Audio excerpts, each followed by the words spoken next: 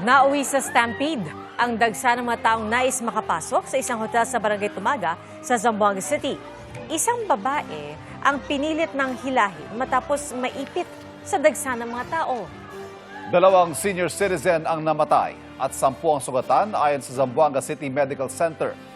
Patuloy naman daw na nag-iimbestiga ang pulisya sa nangyaring pagtitipon na umunoy payout ng isang grupo ng mga kandidato para sa watchers. Sa isa pang hotel sa Barangay Pasonangka naman, nawala ng malay dahil sa pagod at gutom ang nasa 11 residente. Karamihan po mga senior citizen. Ang sa mga residente, naghihintay raw sila ng paunang bayad bilang watcher mula sa mga kandidato na hindi nila pinangalanan. Ayon sa COMELEC, nauna na silang ipinag-utos sa pulisya ang pag-disperse sa mga tao sa mga payout sites sa Zamboanga City. Kumbaga sa karera, home stretch na po ang mga kandidato ngayong araw na huling araw na ng kampanya para sa eleksyon 2025. Narito ang report. Pagpapanagot sa mga opisyal na bastos ang ibinida ni Congresswoman Arlene Brosas. Si Jerome Adonis nais sa batas ang 1,200 pesos sa arawang sahod. Libreng gamot at pagpapagamot ang isinusulong ni Nars Aline Andamo. Binalikan ni Romel Arambulo ang mga naging kampanya nila. Pagtakwil sa political dynasty ang panawagan ni Teddy Casino.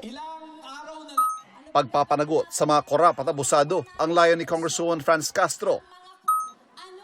Disenteng kabuhayan at tirahan ang gusto ni Mimi Doringo. Nais si Modi Floranda ang maayos sa public transportation. Si Amira Lidasan itinulak ang kapakanan ng mga Moro. Proteksyon sa iba't ibang sektor ang nais ni Liza Masa. Si Danilo Ramos nagpaalala sa pagboto ng tama. Sapat na pondo para sa mga serbisyong isinusulong ni Senator Pia Cayetano. Ibinida ni Benhur Abalos ang mga nagawa niya bilang mayor ng Mandaluyong. Si Mayor Abby Binay ibinida ang mga benepisyo ng mga taga Makati. Inilatag ni Senator Bong Revilla ang mga naipasa niyang batas sa loob ng 3 dekada. Pagbabantay sa kaban ng bayan ang isinusulong ni Ping Lacson. Si Senator Lito Lapid palalawakin daw ang sektor ng turismo. Programang pang-asenso ng bawat Pilipino ang nais ni Manny Pacquiao. Si Tito Soto lalabanan daw ang fake news. Ibinida ni Senator Francis Tolentino ang kanyang investigasyon sa umano'y troll farms ng China. Si Congressman Erwin Tulfo nang himok na iboto ang mga kasamahan sa alyansa. Si David D'Angelo bumisita sa Atimonan, Quezon.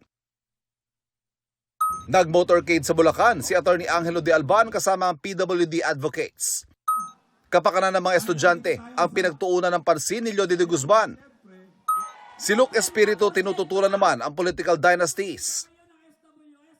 Pinaalala ni Senator Bato de la Rosa ang epekto ng isang boto sa kinabukasan ng bansa. Kasama niya si Attorney Jimmy Bondok na lubos daw ang pasasalamat sa mga taga Davao.